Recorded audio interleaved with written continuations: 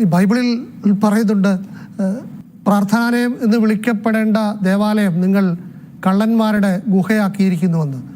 അതിനെ ഓർമ്മിപ്പിക്കുന്നതാണ്. ഒരു തീർത്ഥാടന കാലം തുടങ്ങുമ്പോൾ പരിപാവനമായ ഒരു ക്ഷേത്രം അത് കള്ളന്മാരുടെ ഗുഹയാക്കിയത് കൊണ്ടാണ് ഇന്ന് നടന്നതുപോലെയുള്ള പരിശോധനകൾ നടത്തേണ്ടി വരുന്നത്.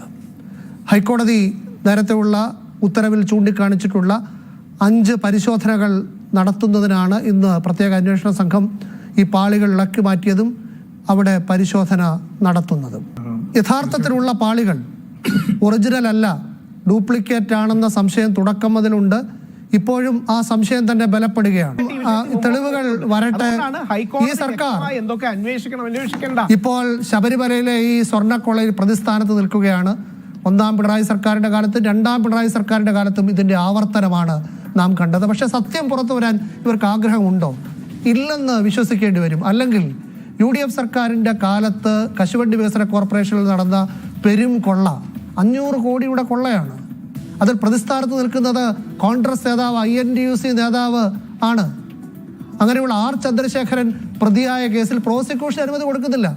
കേരള ഹൈക്കോടതി ചോദിക്കുകയാണ്, സർക്കാർ എന്തുകൊണ്ട് ഈ പ്രോസിക്യൂഷൻ അനുമതി കൊടുക്കുന്നില്ല? അഴിമതി പുറത്തു വരാൻ താല്പര്യമില്ലേ? സംരക്ഷിക്കുകയാണോ?